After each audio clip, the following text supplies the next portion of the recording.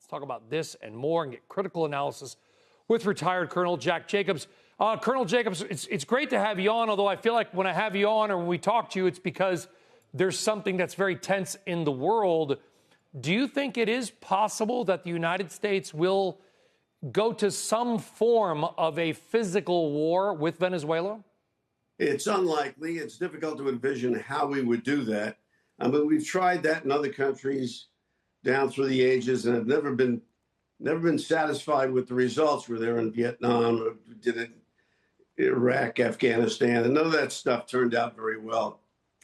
I think the most likely event is that we will continue to harass the shipping out of Venezuela to intercept sanctioned vessels and make life extremely difficult for clients of Venezuela for a variety of reasons, not the least significant of which is something that you mentioned in the intro, and that is that the government would dearly like to have access ultimately to Venezuelan oil.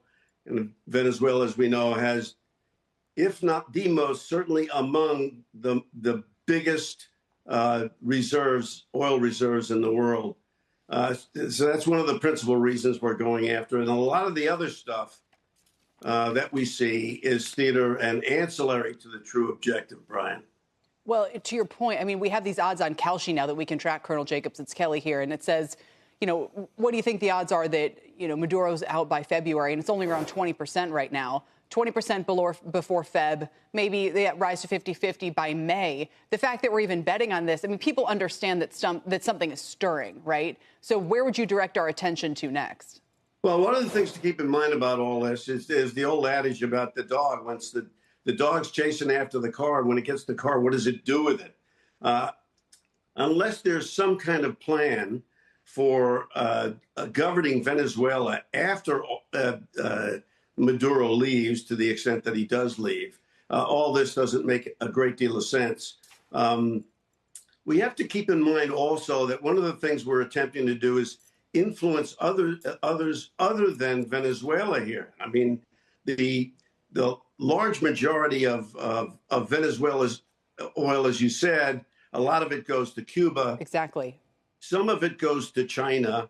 But at the end of the day, it's not a big player in the market at the moment, at least partially because of the strictures that we put on Venezuela.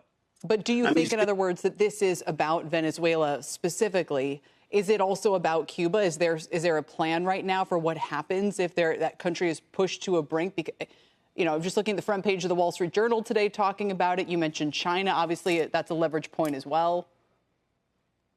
Yeah, there is no plan that has been articulated. It's difficult to envision what happens on day one after everything falls apart, what happens inside Cuba. I mean, we have better relations now with Cuba than we've had since 1959. But we're talking about governance here. Who's going to govern Cuba? Unclear. Who's going to govern Venezuela?